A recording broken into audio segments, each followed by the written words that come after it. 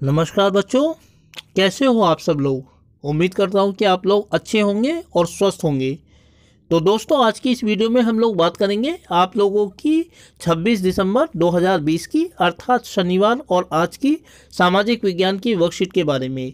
यह worksheet number 70 अर्थात 70 है और भूगोल की पाठ्य पुस्तक संसाधन एवं विकास से ली गई है।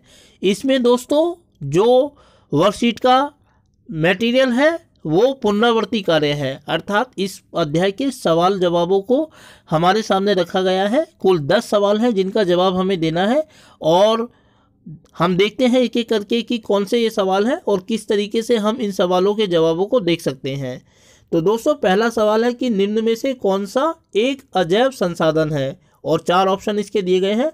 प्राणी जात, 2 मानव, 3 धातुएं और 4 पशु। तो दोस्तों, जो धातु होती है वो अजैव संसाधन होता है। इस प्रकार इस सवाल का जो जवाब है वह है धातु 3। दूसरा सवाल है कि निम्न में से कौन सा कथन लैटेराइट मृदा के संबंध में सही है। 1 उच्च तापमान और अधिक वर्षा वाले क्षेत्रों में विकसित होती है। 2 भारी वर्षा से अत्यधिक निक्षालन का परिणाम है। सी काजू व चाय के लिए उपयुक्त है। और डी यानी कि 4 सभी कथन सही हैं। तो दोस्तों, इस विकल्प सवाल का जो विकल्प नंबर 4 है सभी कथन सही है, वह इस सवाल का जवाब है, क्योंकि ये सारी विशेषताएं लैटेराइट मृदा की होती हैं। उसके बाद दोस्तों सवाल नंबर 3 है कि रिक्त स्थान की पूर्ति करनी है। सवाल है कि इस्माइल इज ब्यूटीफुल के लेखक डैश हैं, और इस किताब के जो लेखक हैं वो E.H. शूमेकर हैं, जिन्होंने इस्माइल इज ब्यूटीफुल नामक किताब की रचना की है। अगला जो सवाल है वह है कि रेखांकित पद को शब्द को सही करके वाक्य को दोबारा से लिखना है। काली मृदा चावल की खेती के लिए सर्वाधिक उपयुक्त है। दोस्तों, जो चावल है उसकी जगह हमें कपास लिखना है, क्योंकि काली मृदा को जो होती है वो कपास की खेती के लिए सर्वाधिक उपयुक्त होती है, इसीलिए काली मृदा को कपास मृदा भी कहा जाता है। अगला जो सवाल है वो हमें सत्य या असत्य बताना है। सवाल है कि उत्पत्ति के आधार पर संसाधनों को 2 प्रकारों में विभाजित किया जा सकता है। यह सही है दोस्तों, क्योंकि उत्पत्ति के आधार पर हम संसाधनों को 2 भागों में बांट सकते हैं, जैव और अजैव। अब दोस्तों, जो छठा सवाल है वो इस प्रकार है कि नीचे दिए गए प्रश्न में 2 प्राकथन दिए गए हैं, एक संकल्पना सा और दूसरा कारण का। दोनों को पढ़िए और सही विकल्प का जवाब दीजिए। इसका जो संकल्पना है सा वो इस प्रकार है कि मृदा के कटाव और उसके बहाव की प्रक्रिया को मृदा अपरदन कहा जाता है, और कारण का कृषि के गलत तरीकों के कारण मृदा अपरदित होती है। इसमें जो विकल्प दिए गए हैं वो इस प्रकार है। ए संकल्पना सा एवं कारण का दोनों सही है एवं कारण संकल्पना की सही व्याख्या करता है। बी संकल्पना सा एवं कारण का दोनों सही है परंतु कारण संकल्पना की सही व्याख्या नहीं करता। सी संकल्पना सा सही है एवं कारण का गलत है। डी संकल्पना सा गलत है परंतु कारण का सही है।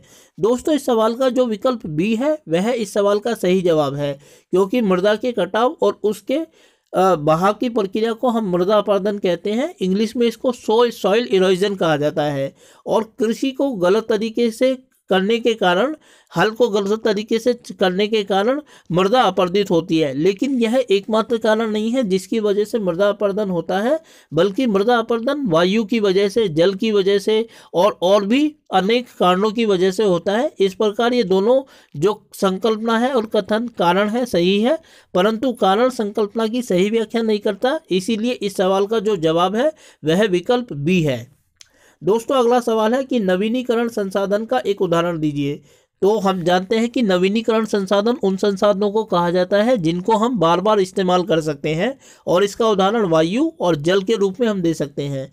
दोस्तों, इसके बाद 3 अन्य सवाल हैं जिनको हमें लिखित रूप में प्रस्तुत करना है। सतत पोषणीय विकास को परिभाषित करें, संसाधन नियोजन क्यों आवश्यक है, और संसाधन से आप क्या समझते हैं। इन तीनों सवालों के जवाबों को हम लिखित रूपों में देखेंगे, क्योंकि यहाँ पर्याप्त स्थान नहीं है कि उन्हें लिखित रूप में यहाँ प्रस्तुत किया जा सकता। अतः हम कागज पर इन सवालों के लिखित जवाबों को देखेंगे। जो सवाल नंबर 8 है, सतत पोषणीय विकास को परिभाषित कीजिए। इसका जवाब हम इस तरीके से दे सकते हैं कि सतत पोषणीय विकास का अर्थ है कि हमें प्राकृतिक संसाधनों का इस्तेमाल इतने सोच समझकर करना चाहिए कि ये संसाधन वर्तमान पीढ़ी की आवश्यकताओं को तो पूरा कर सके, साथ ही भावी पीढ़ी के लिए भी सुरक्षित बचे रहें। इसे धारणीय विकास अर्थात सस्टेनेबल डेवलपमेंट भी कहा जाता है। दोस्तों, अगला 9वां सवाल इस प्रकार है कि संसाधन नियोजन क्यों आवश्यक है। इसके जवाब को हम इस प्रकार लिखेंगे कि संसाधन नियोजन का अर्थ होता है योजना बनाकर संसाधनों का इस्तेमाल करना। संसाधन नियोजन इसलिए आवश्यक है क्योंकि कुछ संसाधन अनवीनीकृत होते हैं जो एक बार इस्तेमाल करने के पश्चात समाप्त हो जाते हैं, और यदि ये समाप्त हो गए तो मानव कभी इन संसाधनों को पुनर्विकसित नहीं कर पाएगा। इसीलिए संसाधन नियोजन आवश्यक है। 10वां और आखिरी सवाल इस प्रकार है कि संसाधन से आप क्या समझते हैं, और इसके जवाब को हम इस तरीके से लिख सकते हैं कि कोई भी वस्तु जो मानव की किसी भी आवश्यकता की पूर्ति करती है वह संसाधन कहलाती है। तो दोस्तों, मनुष्य की किसी भी आवश्यकता को पूरी करने वाली वस्तु को संसाधन कहते हैं, और सभी संसाधन प्राकृतिक संसाधन होते हैं। ये बात अलग है कि हम उनको 3 भागों में बांट सकते हैं, प्राकृतिक संसाधन, मानव निर्मित संसाधन और मानव संसाधन, परंतु वास्तविक रूप से प्राकृतिक संसाधन ही वास्तविक संसाधन होते हैं। तो दोस्तों, यह था आप लोगों की आज की वर्कशीट का सॉल्यूशन। उम्मीद करता हूं कि आपको वीडियो अच्छी लगी होगी, और साथ ही आपसे अनुरोध करता हूं कि वीडियो अच्छी लगी तो वीडियो को लाइक और चैनल को सब्सक्राइब जरूर कर दीजिएगा। और साथ ही अगली वीडियो तो आने तक अपना स्वास्थ्य का ध्यान रखिएगा। याद रखिए कि हमें कोविड से लड़ना भी है और उसे हराना भी है। तो अगली वीडियो तक के लिए मैं आप लोगों से विदा लेना चाहूंगा। वीडियो को देखने के लिए आपका बहुत बहुत धन्यवाद।